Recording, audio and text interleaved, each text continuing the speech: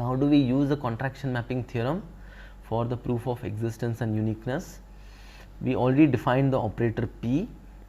We will now define a suitable X and S and the subset S, and we will show that this operator P we already defined is a contraction on S, and then we will use the contraction mapping theorem. So what is this X?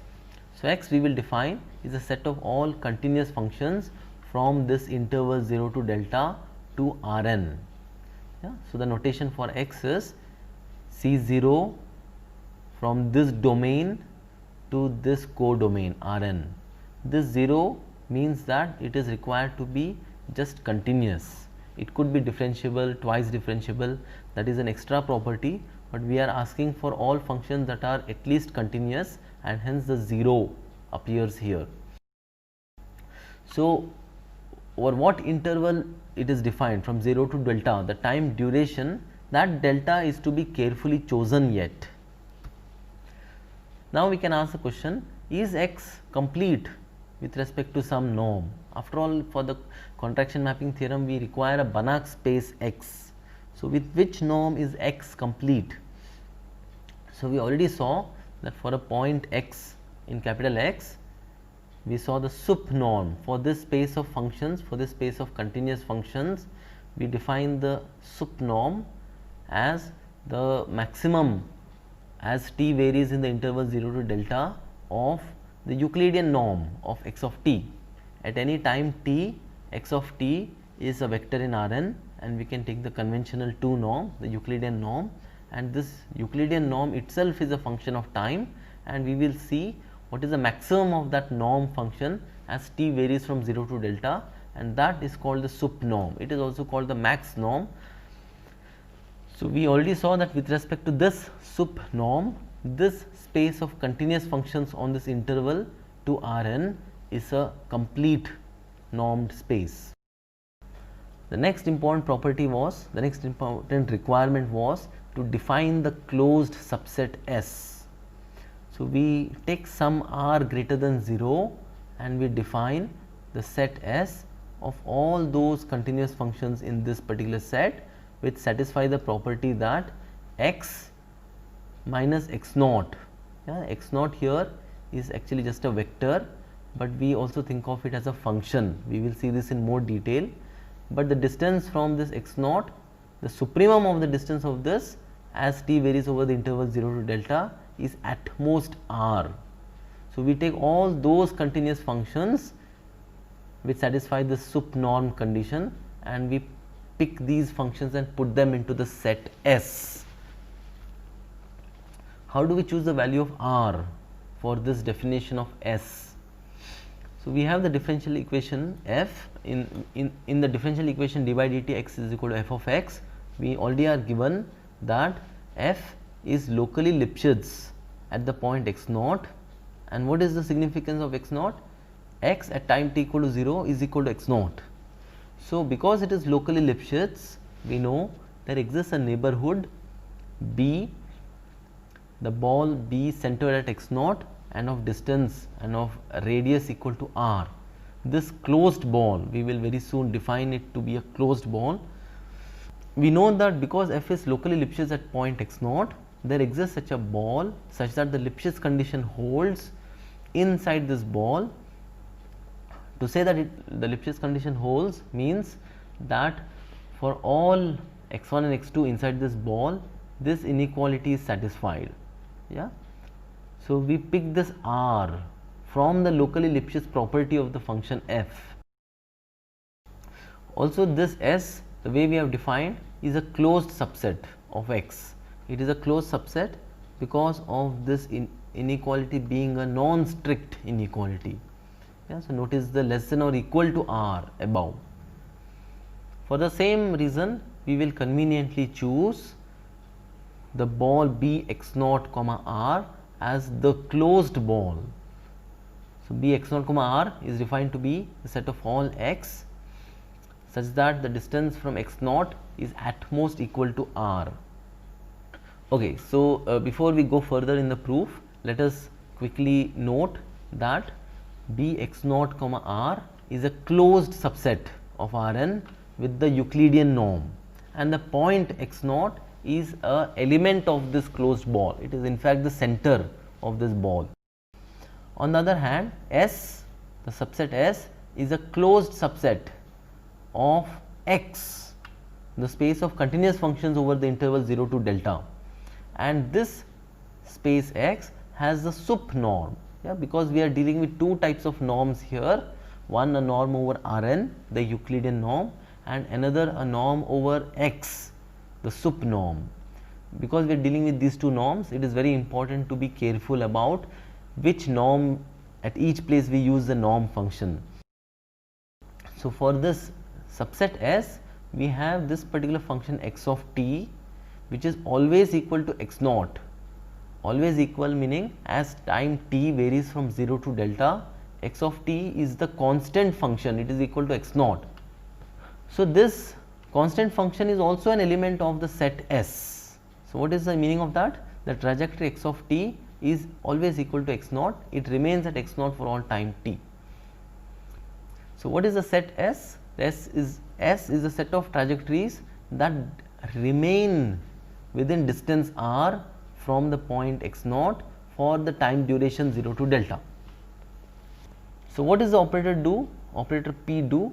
It takes x, small x in capital X, and gives another function again on the interval 0 to delta.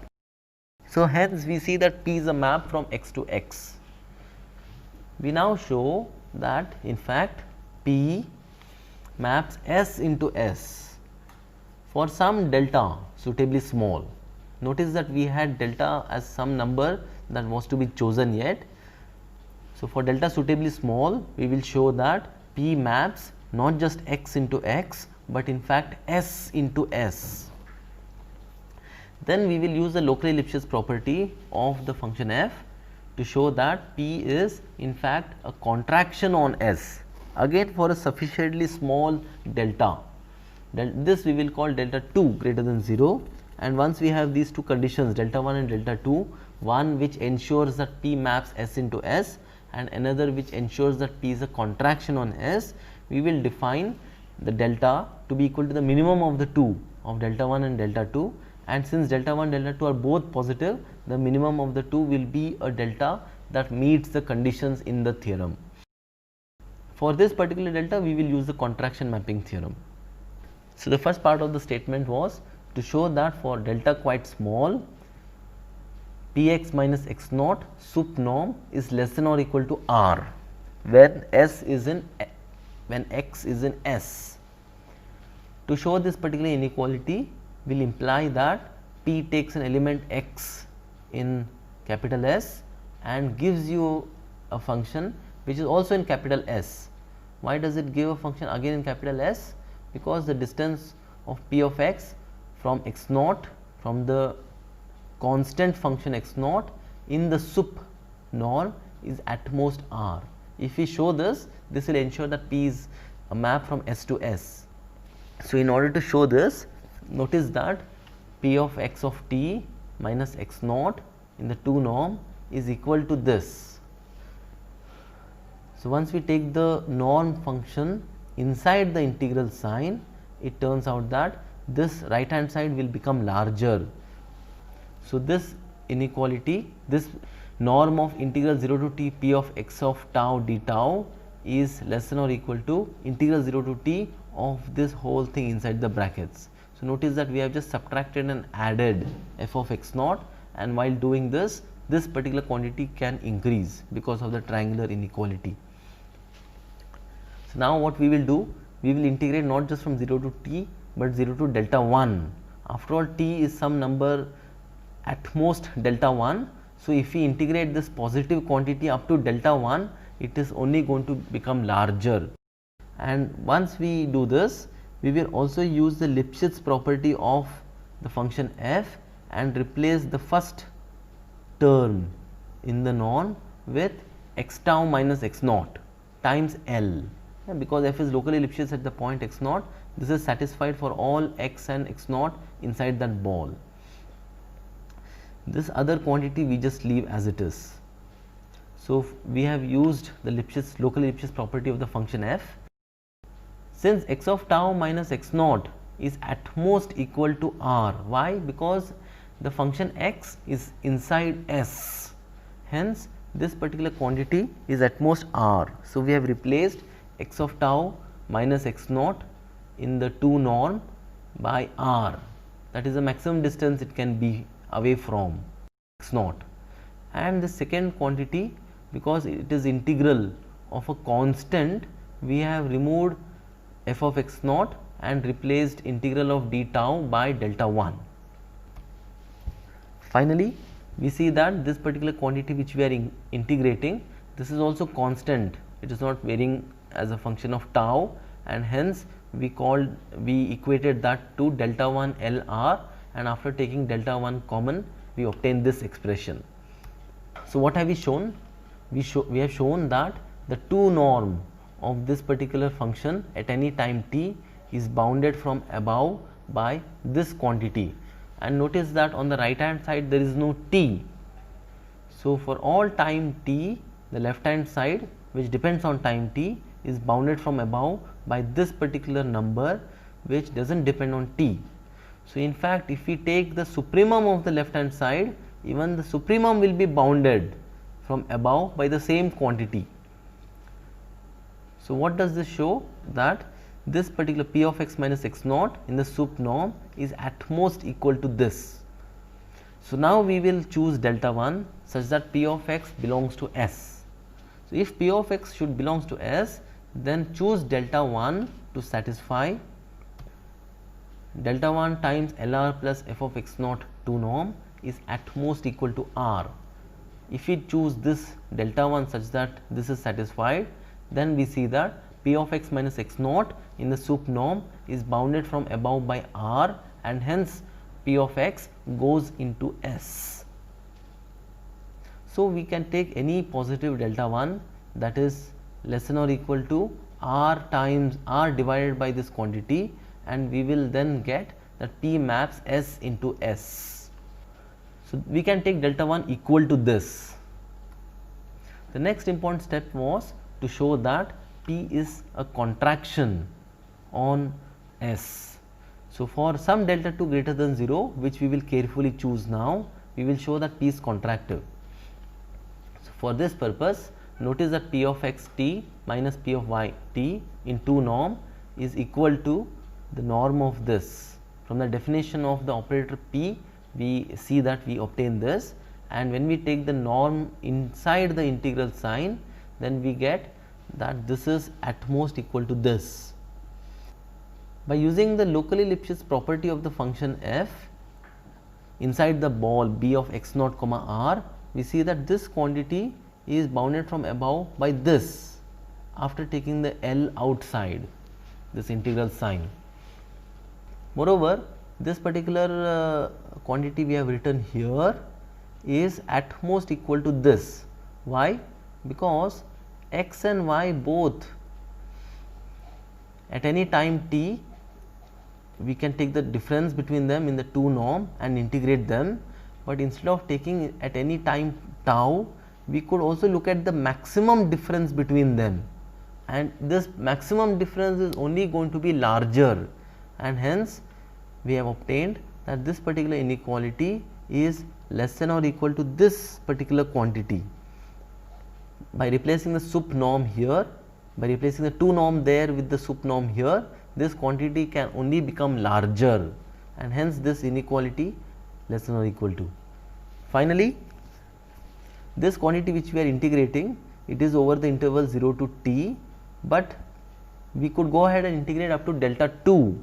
This quantity, because it is a norm, it cannot be negative, and when we integrate further, instead of only up to time t but up to delta 2, then we see that we get L times delta 2 times sup norm of x minus y. So, here the supremum is being taken as t varies from 0 to delta 2, and here also the sup norm was being taken as t varies from 0 to delta 2. So, what have we obtained?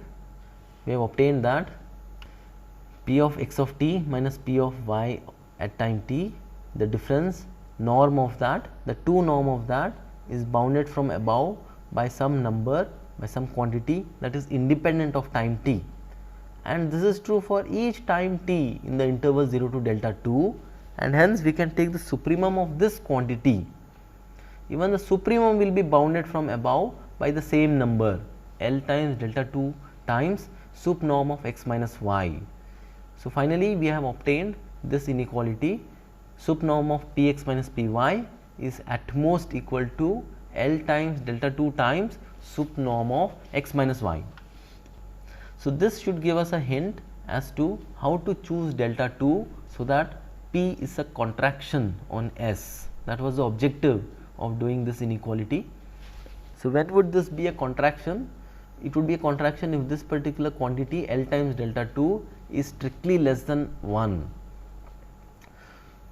So, if you set delta 2 times L equal to some number rho, and that number rho is strictly less than 1, then we will obtain that P is a contraction on S.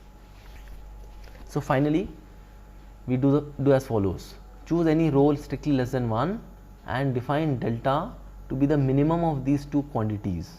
So, notice that this we had called as delta 1, the second one we had called as delta 2, and the minimum of these two quantities, when we take that as delta, it will ensure both. It will ensure that P is a map from S to S, and it will ensure that P is a contraction. And once these two are guaranteed by the contraction mapping theorem, we know that there exists a fixed point in S for the operator P, and moreover there exists a unique fixed point for this operator P, unique fixed point inside the subset S. So, this proof has two parts. So, this completes the proof. Just a small discussion about the proof. It has two parts, one about the existence and one about uniqueness. So, notice that both come together with the contraction mapping theorem. The contraction mapping principle assures us both existence and uniqueness. But of course, in general, the conditions on F for existence of a solution to the differential equation are different from conditions on F for uniqueness of the solution to the differential equation. These conditions are usually different, and suppose the existence is given, suppose due to some particular property on F, it turns out that we have a solution to the differential equation.